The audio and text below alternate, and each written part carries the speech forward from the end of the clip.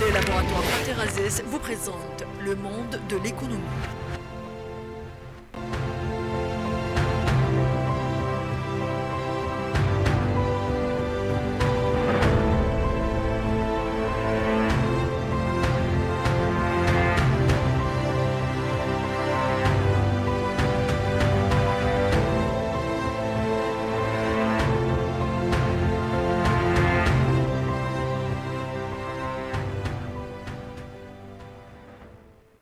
Mesdames, Messieurs, bonsoir et bienvenue dans le monde de l'éco, les startups algériennes et africaines au menu de ce numéro ce soir.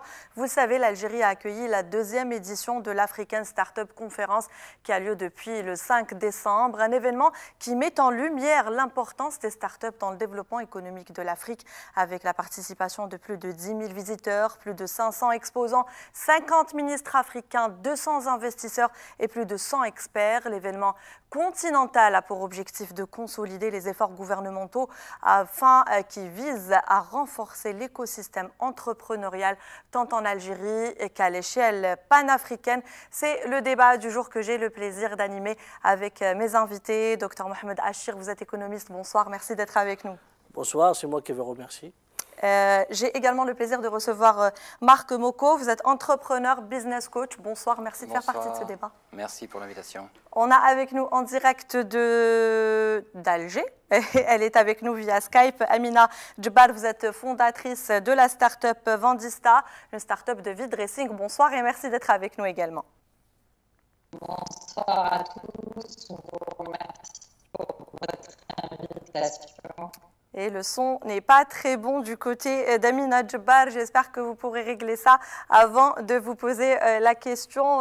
Monsieur Achir, on commence avec vous. On va parler de cet événement. C'est la deuxième édition qui a lieu à Alger, qui réunit donc des start-upers panafricains. On va dire que c'est un événement continental, des start-upers africains, algériens, avec ce rôle. C'est un levier pour l'économie. C'est le président de la République qui l'a dit en ouverture dans son discours. Est-ce que vous pensez réellement qu'aujourd'hui, les start-up sont l'avenir ? Bien sûr, sont l'avenir dans la mesure où les start-up apportent de l'innovation, apportent de la compétitivité pour les entreprises.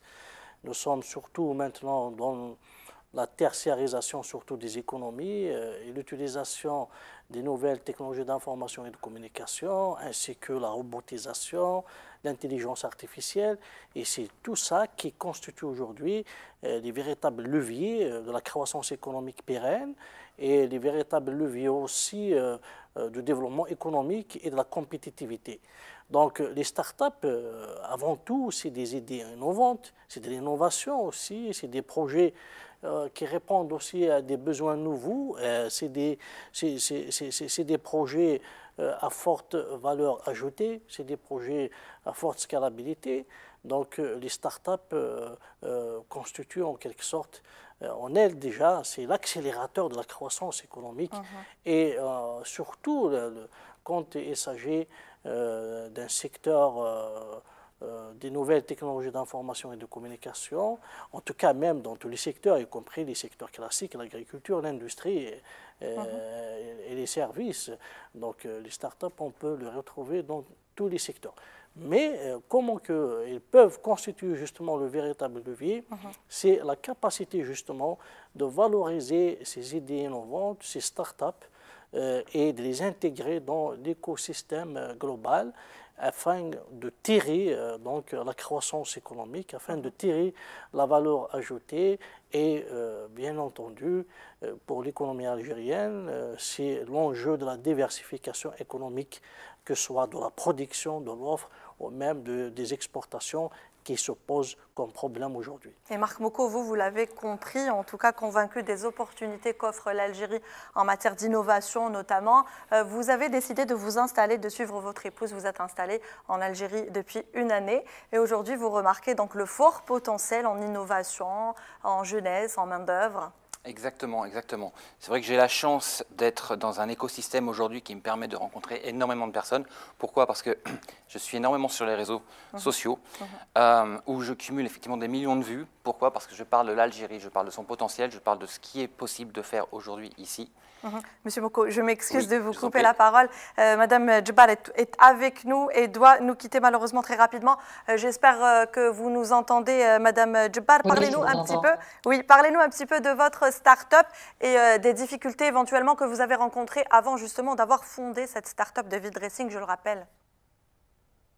Alors, effectivement, j'ai fondé ma start-up il y a environ 2 ans. Le projet a été lancé il y a 2 ans. Oui.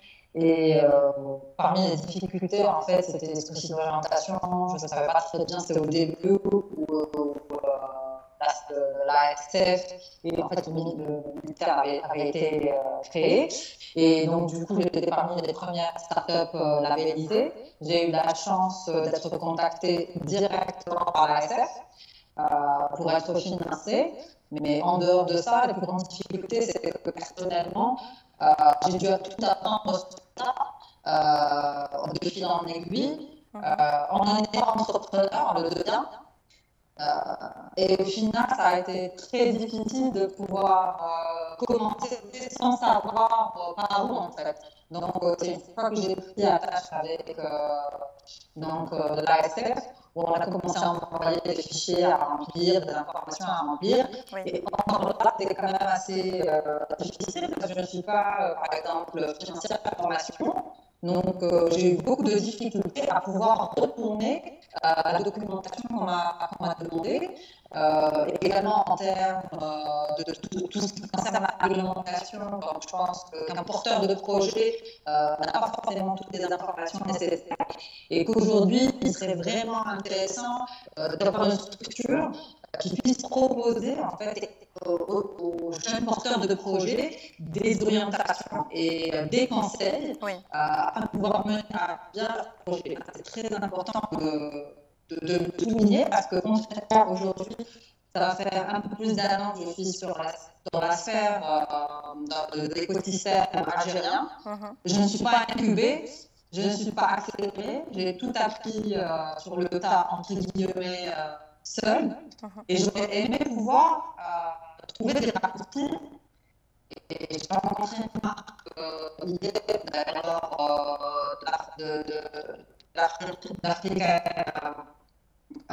de l'événement africain hier. Et c'est ce que je vous avais dit, j'avais dit aujourd'hui, j'aurais aimé gagner du temps et pour pouvoir attendre. Et aujourd'hui, il est très important de pouvoir créer des plateformes de guidance, mais aussi de mise en relation entre start-up et investisseurs. On a beaucoup d'investisseurs ici en Algérie, on a beaucoup de business angels, il y a un business angel connu.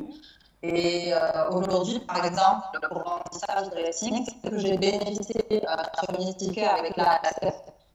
Je suis en pré-seed. L'ASF peut également m'accompagner à la seconde étape qui est le seed. Mais après, en tant qu'entrepreneur, on arrive à se poser la question qu'est-ce qui va devenir après. Donc, aujourd'hui, la structure d'investissement n'existe pas. L'accès au financement est clairement assuré uniquement par l'ASF.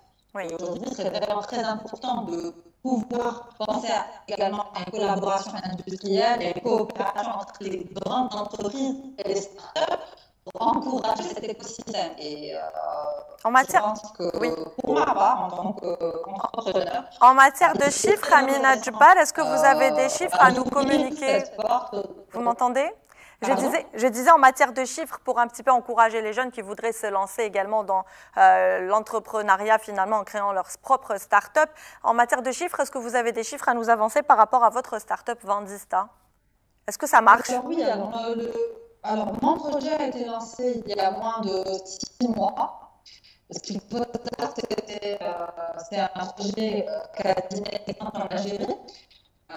L'Algérie a tendance à donner à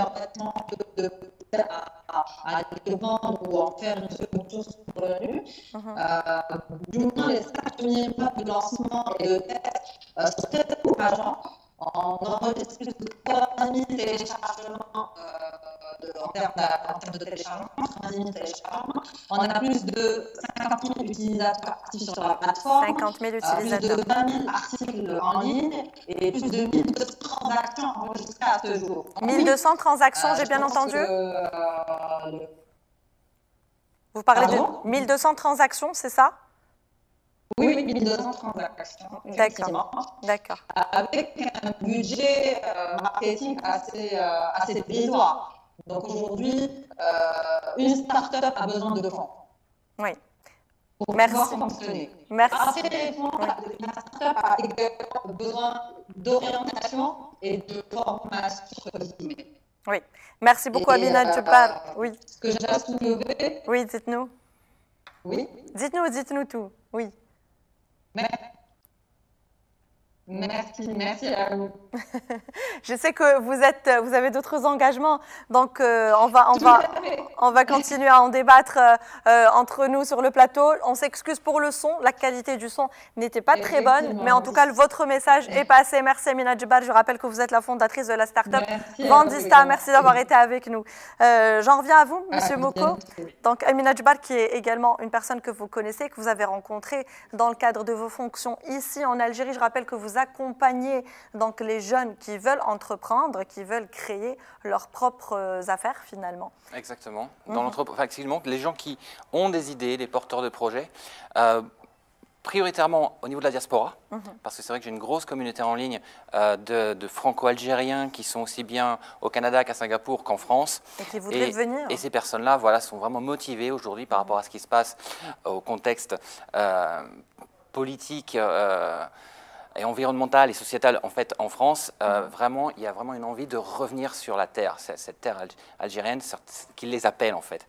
Et ces personnes-là, elles veulent venir, mais comment, où, pourquoi toutes ces questions sont en suspens et c'est là que j'essaie de les accompagner pour pouvoir leur dire, écoutez, oui, on peut mettre des choses en place, il y a des systèmes qui peuvent vous accueillir, par contre, il va y avoir du travail, il va y avoir de la patience, il va y avoir de la persévérance, parce que c'est indispensable. Oui. Quand on est entrepreneur, on ne n'est pas entrepreneur. Quand on parlait tout à l'heure des start-upers, c'est vrai qu'il y a besoin aujourd'hui d'une plateforme, d'un réel système concret qui existe, qui est vraiment essentiel aujourd'hui pour pouvoir les accompagner et leur donner cette graine d'être entrepreneur. Un start-upper n'est pas un entrepreneur. Entrepreneur, ça s'apprend, on le devient. Vous voyez.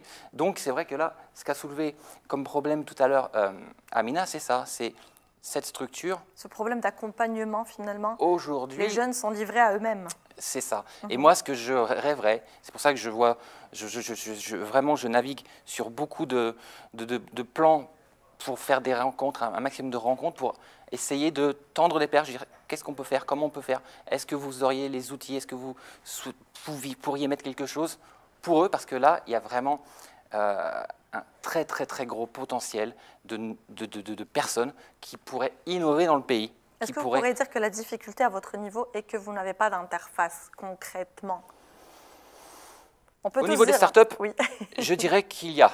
Parce que c'est vrai que l'ASF, Algeria Venture, sont vraiment des acteurs primordiaux. D'ailleurs, c'est eux qui ont organisé l'African Startup Conference, qui est vraiment un bel événement qui s'est passé, qui s'est réalisé. C'est vrai qu'il y a une belle organisation. C'est la deuxième édition, je le rappelle, à l'initiative de l'Algérie.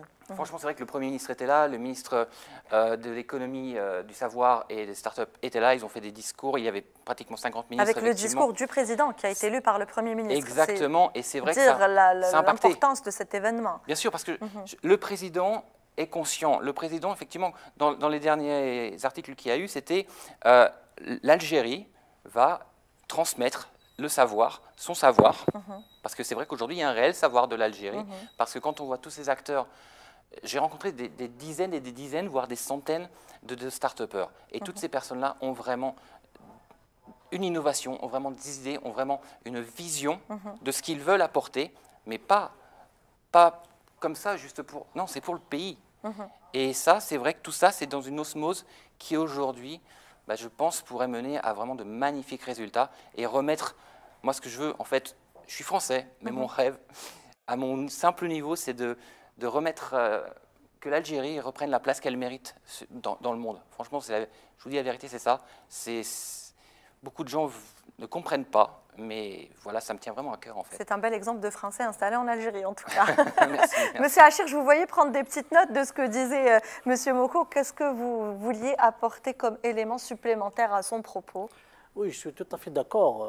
L'Algérie peut déjà partager son expérience, même si une expérience déjà, je dirais, qui a commencé depuis surtout 2020 avec la mise en place... Et la création d'un ministère. C'est ça, la création d'un ministère, donc la mise en place des institutions et du cadre juridique et réglementaire nécessaire pour justement permettre un écosystème des startups et un environnement attractif pour porter ces idées de start-up concrètement sur le terrain. Donc l'Algérie peut partager cette expérience et même peut coordonner avec les pays africains dans le cadre d'un, pourquoi pas, un écosystème intégré de plusieurs pays africains qui va faciliter justement l'émergence des startups et la concrétisation des projets des startups.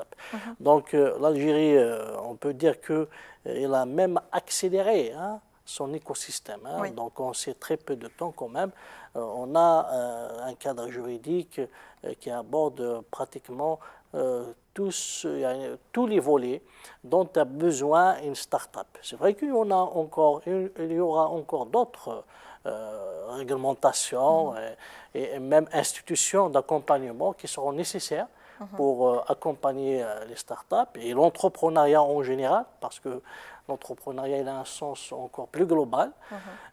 Et là, maintenant, il faut quand même s'orienter davantage vers des solutions opérationnelles, c'est-à-dire les pouvoirs publics doivent proposer davantage de cadres opérationnels, que ce soit dans l'accompagnement, dans le financement, et dans les conventions, les partenariats avec les grandes entreprises par exemple, la commande publique par exemple. On a déjà entendu les plus hauts responsables du pays parler aussi de la commande publique pour les startups. Donc ça c'est très intéressant aussi. On a vu même dans la réforme du Code des marchés publics. Absolument. Donc tout ça, mais il faut l'accompagner davantage de mesures concrètes, opérationnelles, facilement applicables, intelligibles aussi, facilement à comprendre, et des mesures lisibles aussi. Et surtout parce que les startups, pour qu'ils évoluent rapidement aussi, ils doivent aussi évoluer dans un environnement attractif. Autrement dit, les problèmes que pose l'environnement de l'investissement pour tout le monde, que pose aussi pour les startups.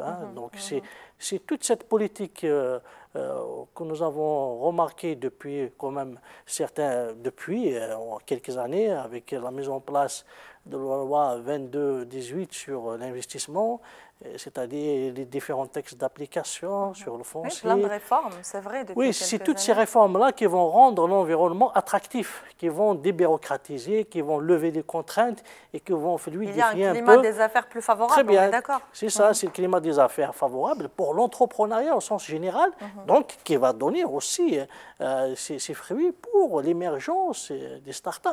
Donc c'est tout ça, c'est la vision globale en fait. Oui, Monsieur Moko, Monsieur Achir justement parlait d'écosystème, l'écosystème solide pour toute start-up est indispensable. Justement, ma question est très simple et peut-être un petit peu naïve. Comment créer justement cet écosystème solide? Quelles sont les bases, selon vous? C'est une bonne question. Les bases, déjà, on parle beaucoup en Algérie d'incubateurs. Okay. Donc dans le monde, en fait, effectivement, c'est vrai qu'un incubateur va servir à accompagner de A à Z une start-up du stade pré-seed, c'est-à-dire, ok, j'ai une idée, comment est-ce que ça pourrait se faire, à la réalisation et au lancement. Voilà. Et par la suite, ça ne s'arrête pas là, bien sûr, parce que derrière, il va y avoir des financements, il va y avoir de levées de fonds, donc des recherches, parce que aujourd'hui, recherche et développement, marketing sont les postes les plus importants pour une start-up, mais qui sont sous-estimés. Vous voyez? Donc, il faudrait, et je ne veux pas dire il faut, mais il faudrait, ce serait bien qu'il y ait beaucoup de Algeria Venture, par exemple, qui se créent. Voilà, à Alger, à Oran, à Constantine, à Annaba, à Tizi Ouzou. Vous voyez, ce genre vraiment de grosses structures, mais surtout, alors je sais. Il faudra faire quelque chose à Tizi Ouzou, M. Achira. À votre retour, pensez-y. Ah oui, non. Oui, donc. Parce que ce que je vois dans les personnes qui me contactent, c'est qu'aujourd'hui, elles ont besoin d'être rassurées. Vous voyez, rassurées comment? Ben justement, en ayant un système, une plateforme officielle. Oui. Plateforme, je dirais, étatique. Voilà, on dit étatique, donc plateforme étatique qui se dirait, c'est bon, je sais où aller, je sais que je vais être pris en main. Alors, je sais qu'il y a beaucoup de... Ils sont en train de travailler là-dessus. Je sais que le ministre des startups, il y a un gros travail qui est réalisé en partenariat donc avec l'ASF et Algeria Venture. Je parle d'eux parce que c'est vrai que je les ai rencontrés, on a beaucoup échangé et il y a vraiment une volonté de mettre en place quelque chose, de mettre en place un système pour réceptionner toutes ces personnes. Parce que je vous garantis que des start-upers ou des porteurs de projets à l'étranger, il y en a plein qui sont prêts à venir. Voilà. Et c'est vrai que quand on voit tous ceux qui sont ici déjà, parce que là, hier, j'ai vu un scooter électrique développé en association avec l'Algérie et la Tunisie.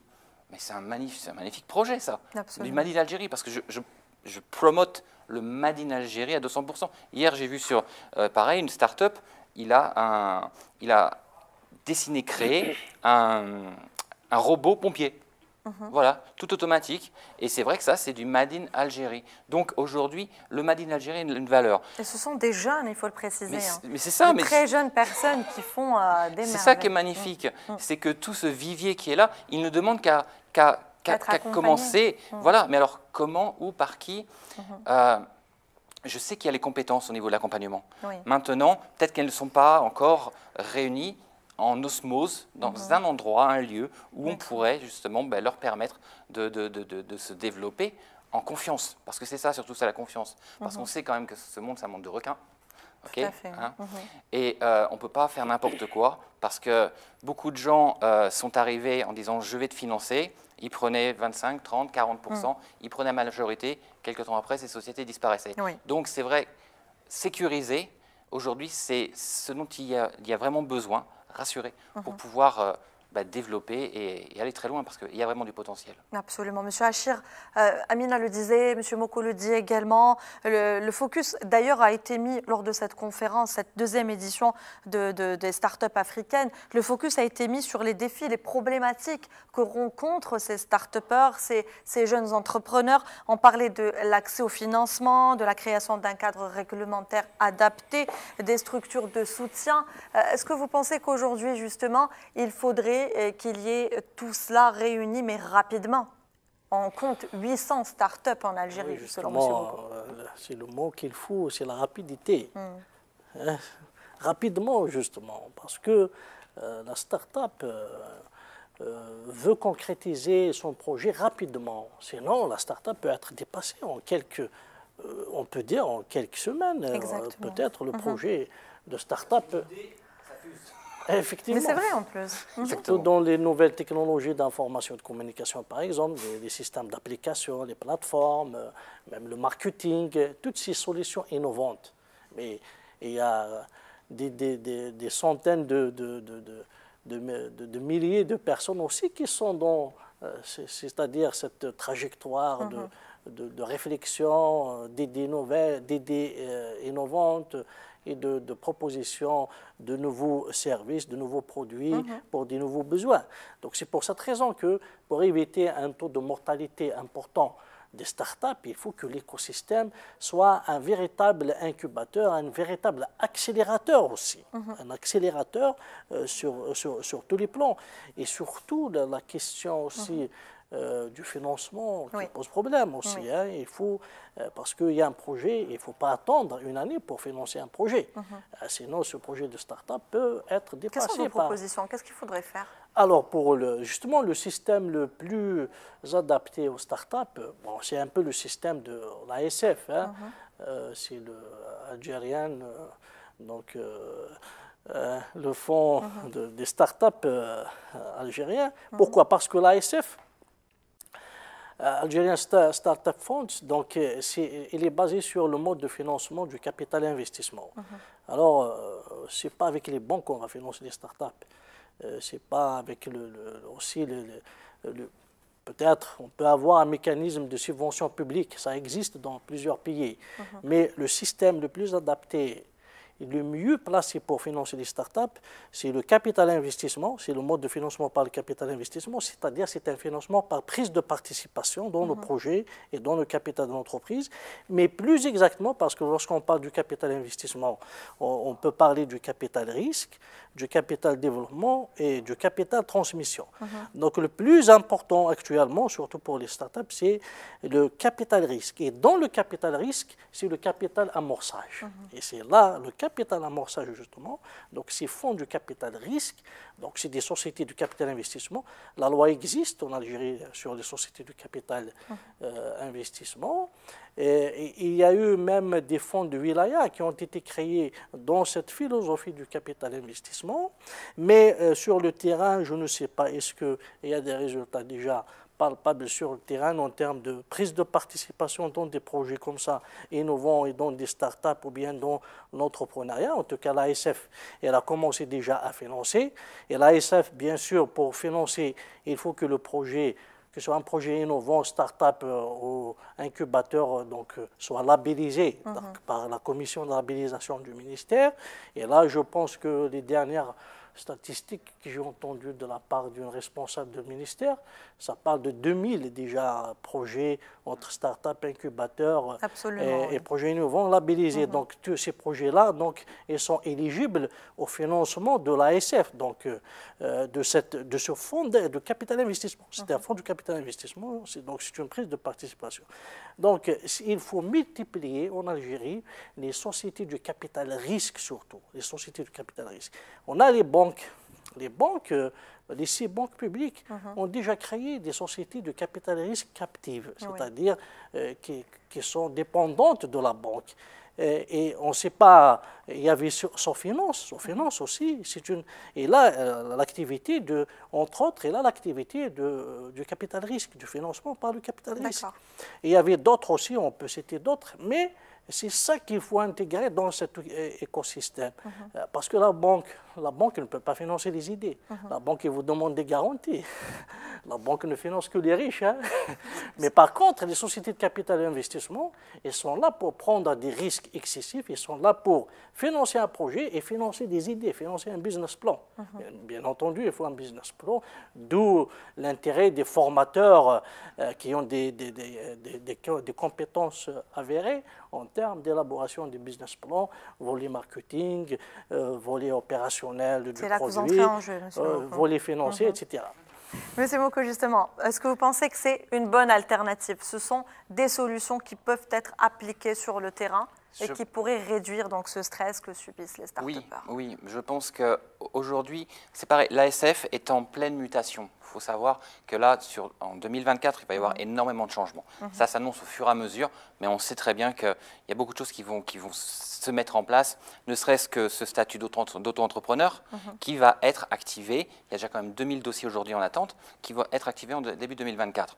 Et de là, ça va suivre. C'est vrai que dans les discussions que j'ai eues avec l'ASF, c'est en train, ils ont un très très gros travail parce que c'est vrai que quand même ces 2000 startups labellisées, il faut chacune étudier pour pouvoir justement évaluer quels sont leurs besoins réels. Parce qu'il y a quand même une étude de faisabilité qui est essentielle. Parce que c'est vrai qu'une idée, quand on fait un dépôt sur startup.dz pour cette demande de label, c'est vrai que ça reste des informations. Mais maintenant, après, ce pitch est essentiel.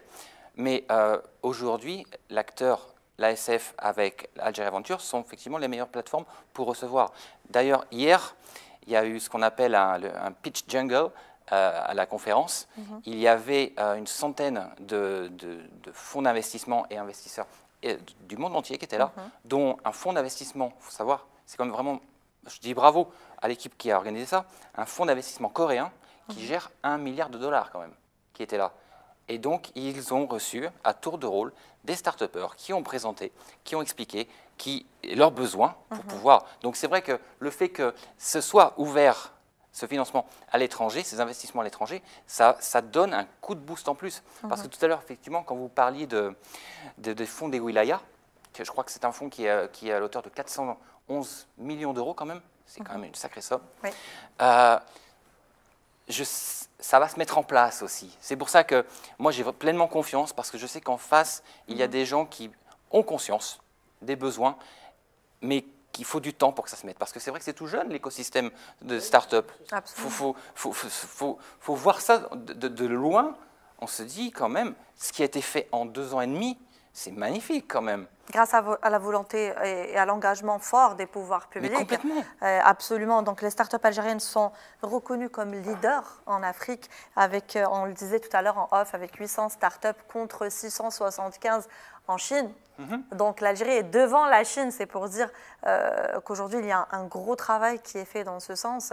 Est-ce que vous pensez aujourd'hui que l'Algérie justement peut être leader numéro 1 en Afrique et être un modèle africain? Ne serait-ce que pour le continent africain, je pense que, vu la vitesse qu'a pris l'Algérie en peu de temps, ça peut aller très très vite. Parce que c'est vrai que, autant qu'une start-up, le développement peut être exponentiel, mais extrêmement rapide. C'est vrai. Et ça, aujourd'hui, si on regarde le contexte de ce qui se passe, ce qui est passé sur 2 ans, eh bien, on rajoute 2 ans de plus. Je peux imaginer effectivement qu'il y ait énormément de choses, énormément de changements. Et vraiment, ça se met en place parce que... Pourquoi? Parce que les gens ont pris conscience. Cette 2e édition est un événement qui encore renforce ça. La semaine prochaine, il va y encore avoir un événement avec un opérateur téléphonique qui va mettre en place justement un hackathon pour encore mettre en avant les start-upers. Donc c'est vrai que tout se tourne vers cette économie. Alors maintenant, il y a les start-up, très bien, ok, mais bon, il y a aussi l'agriculture qui est importante, il y a aussi l'industrie, effectivement. C'est vrai que ce sont quand même des postes qui sont extrêmement importants. Et rassurer ces personnes. Une chose que je voudrais préciser, c'est beaucoup de gens imaginent, enfin pensent, que les personnes de la diaspora qui reviennent en Algérie sont des gens qui ont échoué en France ou qui n'ont pas réussi à faire ce qu'ils voulaient faire, alors que ce n'est pas du tout le cas, parce qu'il y a vraiment un appel, une envie. Parce que quand on voit l'écosystème français, des startups aujourd'hui, il faut regarder quand même ce qui se passe. Parce que licenciements, les fonds, les levées de fonds, ce n'est plus ce que c'était du tout. Beaucoup de startups disparaissent. Alors, écoutez, effectivement, l'ancien continent est ancien maintenant peut-être, et peut-être que le nouveau, c'est ici que ça se passe. Voilà. Le message est passé.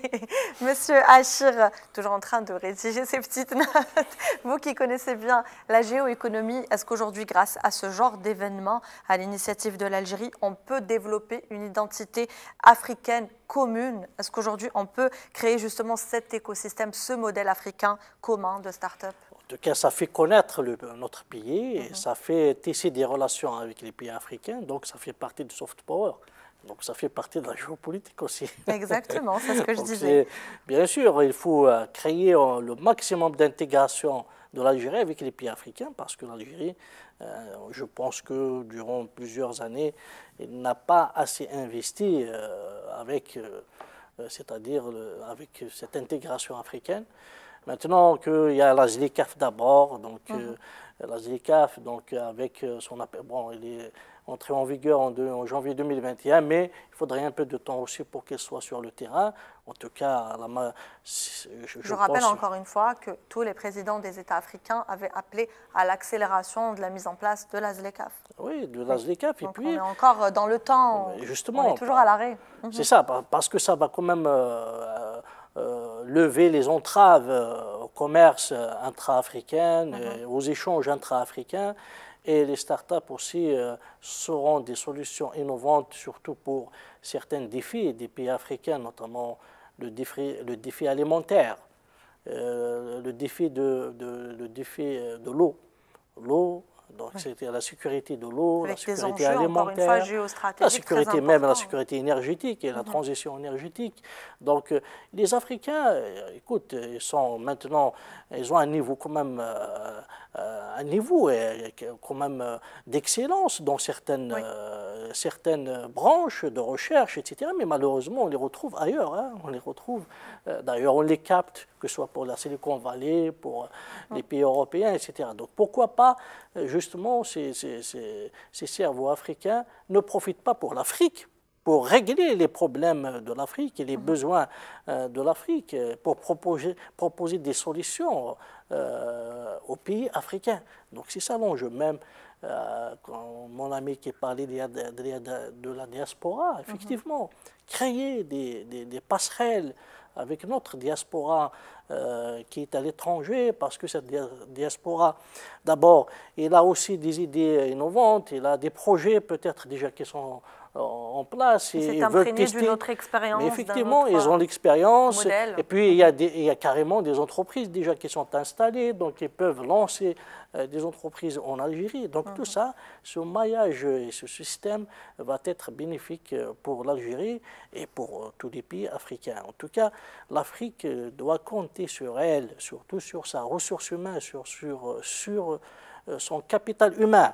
Parce que, après tout, pourquoi j'ai dit tout à l'heure que les startups peuvent représenter un levier d'une croissance pérenne, d'un développement et d'une compétitivité, parce que c'est la source des gains de productivité, c'est la source de l'innovation. Et aujourd'hui, la concurrence mondiale est une concurrence qui n'est pas tirée par l'abondance des matières premières, mais qui est tirée par les gains de productivité, donc l'utilisation des nouvelles technologies, la robotisation, l'intelligence artificielle, etc.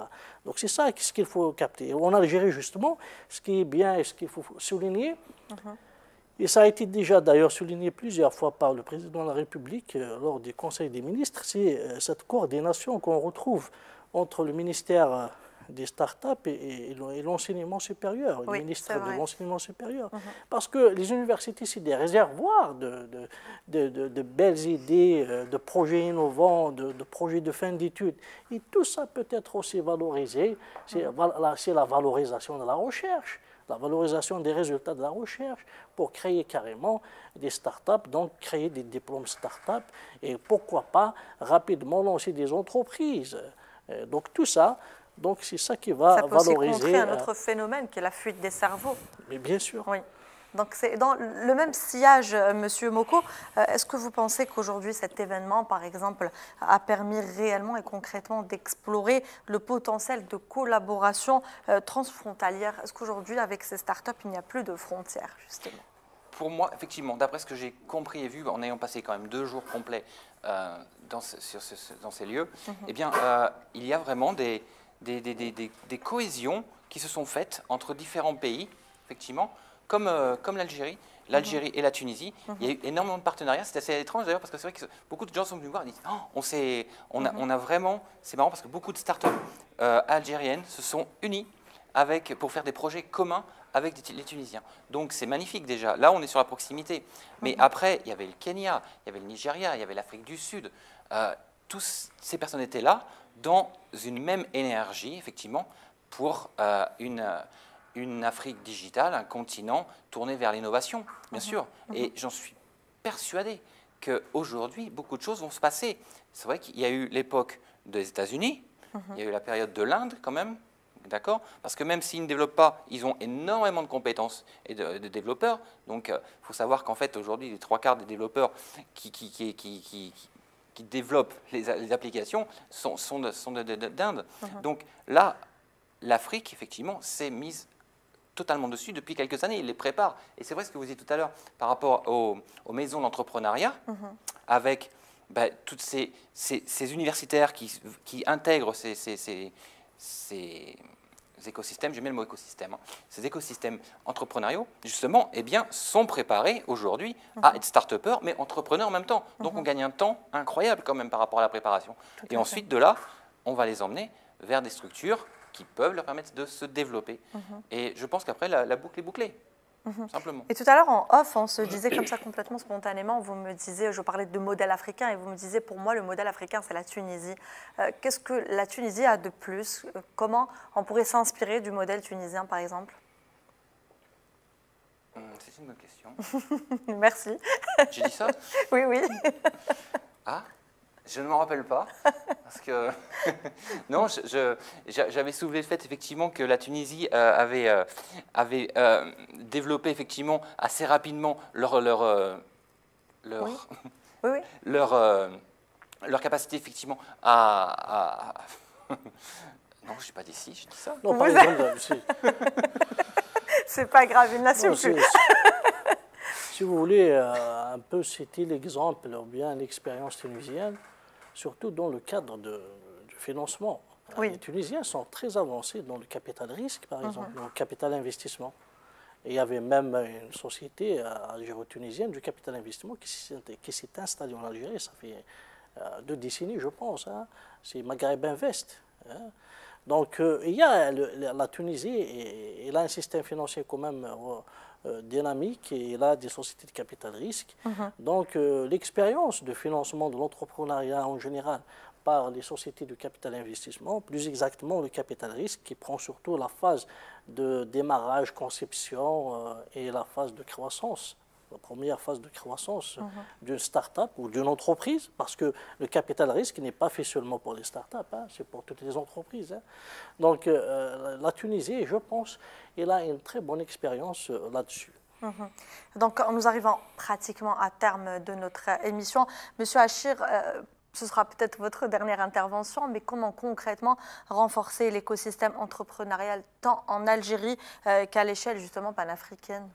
Oui, en Algérie d'abord, on a constaté quand même une certaine accélération de mesures, surtout pour les dernières mesures, hein, le crowdfunding, le financement participatif, ça c'est très intéressant. Les textes aussi d'application de la loi 2309 relative à la monnaie et à la banque, la loi monétaire et bancaire. Sur la monnaie et le crédit. Voilà, donc il a institué aussi ce qu'on appelle les intermédiaires de paiement électronique. Donc ça, c'est vraiment un coup de pouce pour les plateformes de paiement électronique et pour le commerce électronique et pour même les solutions de paiement, les différentes solutions de e-payment qui sont proposées par des plateformes. Donc il faut y aller, c'est-à-dire investir davantage dans surtout l'écosystème financier qui va être un facilitateur de l'émergence des startups. Et il y a aussi quelque chose qu'il ne faut pas négliger, il faut connecter ces startups, ces projets. On a vu maintenant un partenariat assez dynamique et fructueux entre le ministère des startups et le ministère de l'enseignement supérieur. Il faut l'élargir davantage vers le ministère de l'Industrie et surtout vers les grandes entreprises. C'est-à-dire il faut que, quand je prends Sonalgaz, Sonatrach, je peux citer des entreprises privées. Oui, allez-y. Civital par exemple, Ooredoo, je ne sais pas, Mobilis, Algérie Télécom, voilà, c'est des grandes entreprises. Là. Quand même. Voilà, donc ces entreprises, quand même, c'est des grandes entreprises, parce qu'ils peuvent supporter des financements des startups. Ils peuvent avoir leur propre incubateur, leur propre accélérateur. Et ils peuvent aussi acheter des prototypes, financer des prototypes. Donc, ces entreprises, il faut les connecter aussi à ces start-upers, à ces projets de start-upers. En dernier lieu, je termine par ça, il y a ce qu'on appelle les business angels. C'est des anges d'affaires, donc c'est des anciens patrons des entreprises, etc., qui se retrouvent en retraite peut-être, ou bien qui font une autre activité, et peuvent aussi participer dans la formation et même dans le financement, des startups. Donc ça nécessite encore un cadre juridique, je pense, adéquat. Merci beaucoup, Monsieur Moko. Dans le même ordre d'idées, on va aller sur comment booster cet écosystème national et régional, selon vous. Comment le booster? Simplement en rassurant. Comme je vous disais tout à l'heure, c'est vrai que c'est simplement en rassurant ces jeunes graines qui ne demandent qu'à grandir et en leur proposant, des solutions en fait. C'est simplement, ils sont juste en demande de solutions. Et de garanties. Les garanties les auront si la structure est sérieuse en fait. Et je sais qu'aujourd'hui, l'État est capable de proposer des solutions sérieuses, effectivement concrètes, et qui vers lesquels on ira. Parce que quand vous parliez de tous ces opérateurs, c'est vrai que tous ces opérateurs économiques sont indispensables dans l'écosystème parce que c'est eux qui vont pouvoir mettre des plateformes de paiement. Parce qu'aujourd'hui, quand même, les applications, il y en a énormément qui passent qui ont besoin de ces plateformes, qui aujourd'hui ne sont pas encore accessibles. Ça, c'est essentiel. Également, au niveau de la connexion, c'est vrai que la fibre est en train de se développer dans tout le pays, mais quand on sera vraiment connecté, ça va accélérer aussi le système. Donc c'est vrai, une fois de plus, confiance, parce que ces réseaux-là sont indispensables. Donc il y a aussi l'enjeu de l'accélération, de la numérisation Exactement. Qui va... Tout va ensemble en fait. Et là, ben, en fait, ça avance en parallèle. Alors c'est vrai que j'ai fort espoir pour 2024. Voilà, fort espoir. J'y crois vraiment, je sais que c'est en place. C'est en vibration. Moi, j'aime bien dire les vibrations. En fait, ça vibre, ça bouge comme ça. Mais ça va se faire. Et d'ailleurs, je profite de ça. Si jamais le ministre des startups veut bien me recevoir, je suis prête à aller j'accepterai son invitation parce que je serais vraiment intéressé de voir ce qui va se passer et peut-être de participer, je ne sais pas, mais vraiment, c'est avec le cœur parce que je redis, j'aime ce pays. Je vois qu'il y a du potentiel et qui est sous-exploité aujourd'hui. Et ça mérite de prendre conscience de ça. Je sais qu'ils en ont conscience, mais beaucoup plus. Voilà. Merci beaucoup. J'espère que votre message passera à Marc Moko. Je rappelle que vous êtes donc entrepreneur et business coach. Merci d'avoir accepté mon invitation. Docteur Mohamed Achir, économiste. C'est toujours un plaisir de vous recevoir. Également, merci d'avoir accepté. Merci. Encore une fois, mon invitation, elle était avec nous via Skype. Amina Djebbar, fondatrice de la start-up Vendista Vide Dressing en ligne finalement. Merci à elle d'avoir été avec nous. Merci à vous, mesdames, messieurs, de nous avoir suivis. On se retrouve jeudi prochain pour un autre numéro du Monde de l'écho. D'ici là, passez une bonne semaine sur Al-Iqtisad Diyal Oula, une très bonne soirée.